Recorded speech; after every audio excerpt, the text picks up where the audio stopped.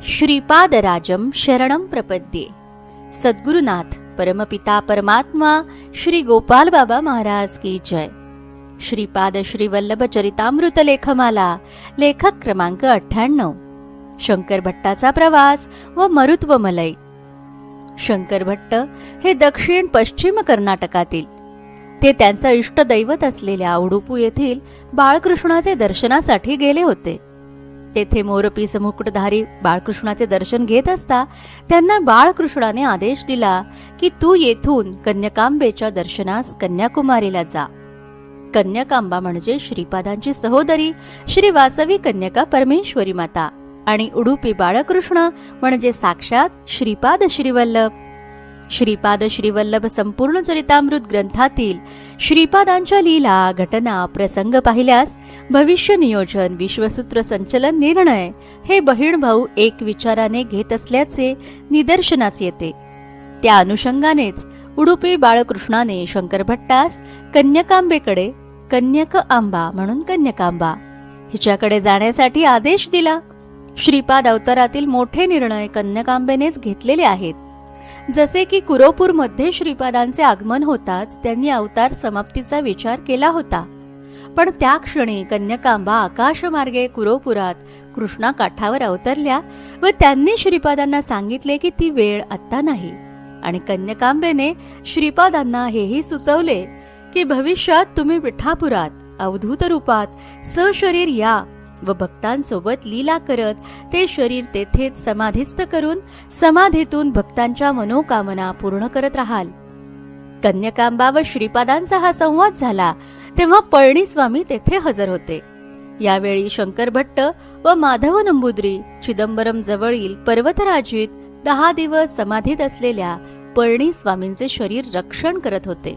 तर भविष्यात भक्तांसाठी श्रीपाद श्रीवल्लभ चरित्र लिहून ठेवण्याचा कन्यकांबेचा संकल्प झाल्यावर श्रीपाद रूपी उडुपी बाळकृष्णाने दर्शनास आलेल्या शंकर भट्टास कन्याकुमारीकडे वळवले.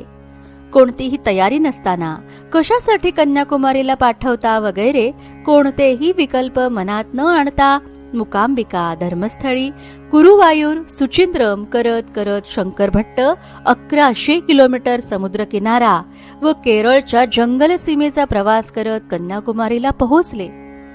उडुपी बाळकृष्णाला शंकर भट्टास उडुपी येथून डायरेक्ट कुरोपूरला धाडणे शक्य होते, पण या मोठ्या निर्णयात कन्यकांबेला डावलले असं झालं असतं. देव एकमेकांचा सन्मान राखतात. कन्यकांबेने साईंना 3 दिवस कलकत्त्याला दक्षिणेश्वरी पाचारण केले तेव्हा श्रीपाद श्रीशैल्य मल्लिकार्जुन शिवलिंगातून दक्षिणेश्वरी गेले व रामकृष्ण परमहंसांना शरीर सोडण्याची परवानगी देऊन साईबाबांचा कार्यभार वाढविण्यात आला. मशिदीची द्वारकामय झाली. तर जवळपास 1100 किलोमीटर पायी प्रवास करून शंकर भट्ट कन्याकुमारीला पोहोचले व कन्यकांबेने दैवी वाणीद्वारे शंकर भट्टाला एका वाक्यात, दत्तप्रभू सध्या श्रीपाद श्रीवल्लभ रूपात कुरोपूर क्षेत्रात आहेत, तू त्यांच्या दर्शनाने तुझ्या जीवनाचं सार्थक कर एवढंच सांगितलं. तुला तिथं काय करायचं आहे वगैरे काही कल्पना दिली नाही. ही कल्पना शंकर भट्टास तिरुपती जवळ कानिपाकम येथे तिरुमलदास यांनी दिली व सांगितलं की तू आजपासूनच श्रीपाद श्रीवल्लभ चरित्र लिहायला सुरुवात कर. तसा श्रीपादांचा आदेश आहे. कन्याकुमारी ते कानिपाकम अंतर आहे 700 किलोमीटर व कानिपाकम ते कुरोपूर अंतर आहे 500 किलोमीटर.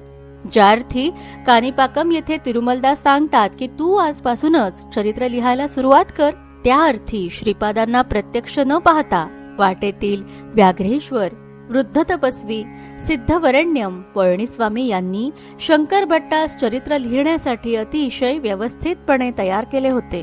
तसेच उडुपी ते कन्याकुमारी या प्रवासात शंकर भट्टास नित्य अनुभूती येत असणार, कारण अनुभूती हेच भक्तांचे इंधन आहे. थोडीशी अनुभूती आली की तेवढ्या शिदोरीवर भक्त भगवंताकडे पळत सुटतो. मध्ये इंधन संपलं की इष्टदैवत परत थोडीशी झलक दाखवतो व गाडी गंतव्यस्थानाच्या दिशेने गती पकडत राहते. शंकर भट्टाने कन्याकुमारी सोडल्यावर पहिल्या दिवशी 7-8 किलोमीटर पल्ला गाठला असावा, जेथे तो मरुत्व मलय डोंगरावर पोहोचला व गुहेबाहेर व्याघ्रेश्वर व नंतर वृद्ध तपस्वी दर्शन झाले. श्रीपाद श्रीवल्लभ संपूर्ण चरितामृत ग्रंथाला स्वतः श्रीपाद अक्षर सत्य ग्रंथ म्हणतात. 1336 साली शंकर भट्टाने पाहिलेलं मरुत्व मलई आज असं आहे. हिराचंद गोपालचंद कोठारे, दिगंबरा दिगंबरा श्रीपाद वल्लभ दिगंबरा.